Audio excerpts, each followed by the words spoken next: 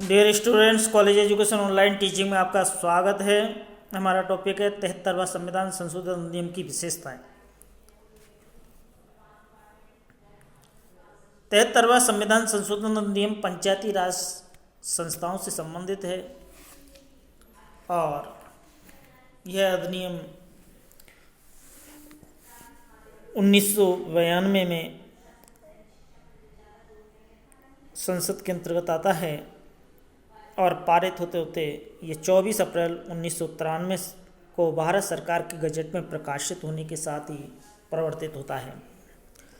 इस अधिनियम के द्वारा पंचायती राज जो संस्थाएं हैं उन पंचायती राज संस्थाओं को संवैधानिक दर्जा दिया गया है। संविधान के अंतर्गत भाग 9 जोड़ा गया है और इसका संबंधित जो अनुच्छेद है वो अनुच्छेद 243 है और इन पंचायती राज संस्थाओं को संवैधानिक स्थिति प्राप्त होती है। दूसरा प्रावधान है ग्राम सभा का प्रावधान। इस संविधान संशोधन नियम के द्वारा ग्राम स्तर पर ग्राम सभा का प्रावधान किया गया है, जो ग्राम पंचायत के समस्त पंजीकृत जो मतदाता हैं उनसे मिलकर के होगी। यानी ग्राम सभा के जो सदस्य हैं वो ग्राम पंचायत के समस्त पंजीकृत मतदाता होते हैं और ग्राम सभा को वे तमाम शक्तियाँ प्राप्त होंगी जो राज्य विधानमंडल द्वारा तय की जाएंगी और अपने कर्तव्यों का निर्वाह है वो राज्य विधानमंडल अधिनियम द्वारा जो निश्चित किए गए हैं उनको ये संस्था करेगी। तीसरा है त्रिस्तरीय पंचायती राज व्यवस्था। इस संविधान संशोधन नियम के द्वारा संपूर्ण देश में त्रिस्तरीय पंचायती राज संस्था के प्रावधान किए गए हैं, जिनमें ग्राम स्तर, मध्यवर्ती स्तर और जिला स्तर 3 स्तर होंगे। सामान्यतः ग्राम स्तर पर ग्राम पंचायत, जिला मध्य स्तर पर पंचायत समिति और जिला स्तर पर जिला परिषद है। चौथा है चुनावों में आरक्षण। इस संविधान संशोधन अधिनियम के द्वारा विभिन्न वर्गों के लिए आरक्षण की व्यवस्था की गई है, जिसमें ST SC के लिए आरक्षण यानी अनुसूचित जाति और जनजाति के लिए आरक्षण की व्यवस्था की गई है। साथ ही महिलाओं के लिए आरक्षण की व्यवस्था की गई है। पिछड़े वर्गों के लिए आरक्षण की व्यवस्था की गई है। साथ ही सभापति और अध्यक्ष जो पद हुए हैं इन संस्थाओं के, उनके लिए आरक्षण की व्यवस्था की गई है। तो सबसे पहले हम देखते हैं कि अनुसूचित जाति और जनजाति के लिए आरक्षण संबंधी क्या प्रावधान है। इस संविधान संशोधन अधिनियम के द्वारा यह तय किया गया है कि प्रत्येक पंचायत क्षेत्र में अनुसूचित जाति, अनुसूचित जनजाति के लिए निर्वाचन हेतु सीटें आरक्षित रहेंगी और इस प्रकार की जो आरक्षण की जो प्रक्रिया है उसका रोटेशन के आधार पर किया जाएगा और इन वर्गों के लिए जो सीटें, कुल सीटें आरक्षित होंगी उनमें से कम 1/3 स्थान है वो इन वर्गों की महिलाओं के लिए आरक्षित किए जाएंगे और इन वर्गों के लिए जो सीटें आरक्षित होंगी वो इनकी जनसंख्या के अनुपात में होंगी। दूसरा है महिलाओं के लिए आरक्षण। इस संविधान संशोधन अधिनियम के माध्यम से ये प्रावधान किया गया है कि पंचायती राज संस्थाओं के चुनावों में महिलाओं के लिए सीटों का आरक्षण किया गया जाएगा और इस प्रकार का जो आरक्षण है वो कम से कम 1/3 आरक्षण होगा और इस प्रकार आरक्षित की गई स्थानों का रोटेशन पद्धति के आधार पर किया जाएगा। अगला है पिछड़े वर्गों के लिए आरक्षण। इस संविधान संशोधन अधिनियम के अंतर्गत व्यवस्था दी गई है कि राज्य विधानमंडल समस्त पंचायती राज जो संस्थाएं हैं उनमें पिछड़े वर्गों के लिए भी आरक्षण का प्रावधान कर सकेगा। फिर है सभापति या अध्यक्ष पद के लिए आरक्षण। इस संविधान संशोधन अधिनियम में तय किया गया है या ये व्यवस्था दी गई है कि ग्राम पंचायत और पंचायती राज की अन्य जो संस्थाएं हैं उनकी जो अध्यक्ष या सभापति जो भी पद हैं उनके लिए अनुसूचित जाति, अनुसूचित जनजाति, महिलाओं के लिए राज्य विधानमंडल अधिनियम बनाकर सीटें आरक्षित कर सकेंगे। तो इस प्रकार से इन संस्थाओं में आरक्षण की व्यवस्था की गई है। अगला है कार्यकाल से संबंधित प्रावधान।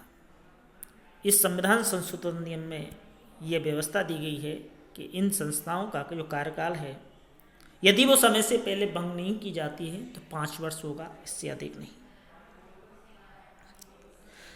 साथ ही ये निर्धारित किया गया है कि इन संस्थाओं के जो चुनाव है वो इनके कार्यकाल समाप्ति से पूर्व करा लिए जाएंगे, और यदि ये संस्थाएं समय से पहले भंग नहीं की जाती हैं तो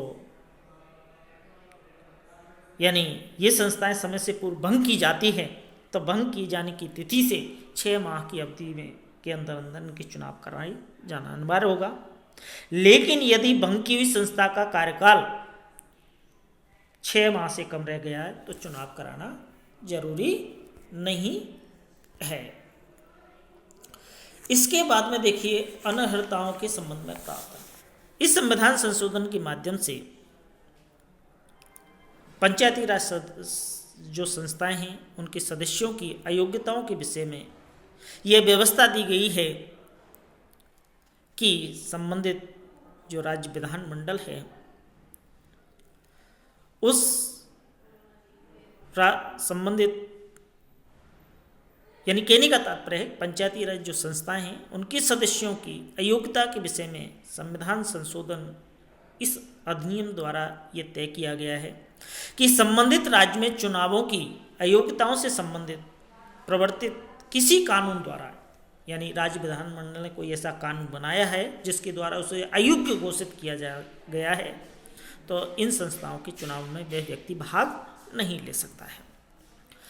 अब कोई व्यक्ति इन अयोग्यताओं से ग्रस्त है या नहीं, इस संबंध में यदि किसी प्रकार का विवाद उत्पन्न होता है तो उस विवाद का निस्तारण करने के लिए प्राधिकारी की नियुक्ति और प्रक्रिया है वो संबंधित राज्य विधानमंडल अधिनियम बना करके और ये व्यवस्था तय करेगा। तो इस प्रकार अनियमितताओं के संबंध में ही प्रावधान किया गया। फिर है वित्त आयोग के गठन के संदर्भ में। इस संशोधन अधिनियम में तय किया गया है कि राज्यों के राज्यपाल 73वें संविधान संशोधन अधिनियम के लागू होने के 1 वर्ष की अवधि में और उसके बाद प्रति 5 वर्ष के अंतराल पर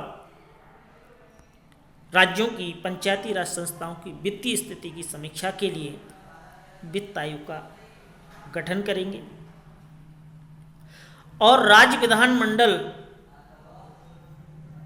कानून बना करके इस वित्त आयोग के संगठन और उसमें नियुक्त किए जाने वाले सदस्यों की योग्यताओं और इन सदस्यों की नियुक्ति की प्रक्रिया का निर्धारण कर सकेंगे। तो कहने का तात्पर्य है कि इस संविधान संशोधन अधिनियम के द्वारा वित्त आयोग के गठन का प्रावधान किया गया है। फिर है पंचायती राज संस्थाओं की शक्तियां बताए। इस संविधान संशोधन अधिनियम द्वारा जो विभिन्न स्तरों पर पंचायती राज संस्थाएं गठित की गई हैं, इन संस्थाओं द्वारा निष्पादित किए जाने वाले कार्यों और दायित्वों के लिए के संदर्भ में और उनकी शक्ति के संदर्भ में ये प्रावधान तय किया गया है कि संबंधित राज्य विधानमंडल कानून बना करके इन संस्थाओं को वो तमाम शक्तियां सौंपेंगे ताकि ये संस्थाएं स्वायत्त शासन की इकाई के रूप में कार्य करने में सक्षम हो सकें।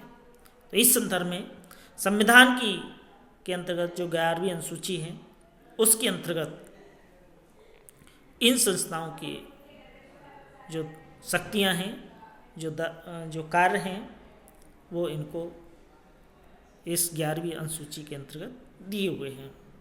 तो इस प्रकार से पंचायती राज संस्थाओं की शक्तियां दायित्वों के बारे में किया गया है। फिर एक कर लगाने में कोष एकत्रित करने की शक्तियां।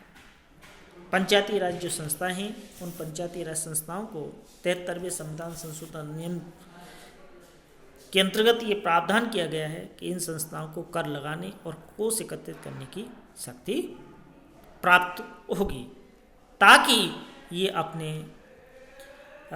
आय के सोर्स स्वयं विकसित कर सकें। इसके बाद में है पंचायती राज संस्थाओं के लेखा व अंकेक्षण के संबंध में प्रावधान।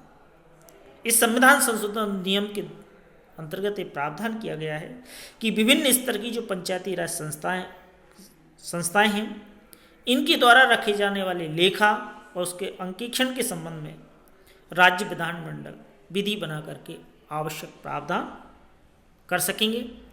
इसके अलावा पंचायती राज संस्थाओं के चुनावों से संबंधित प्रावधान।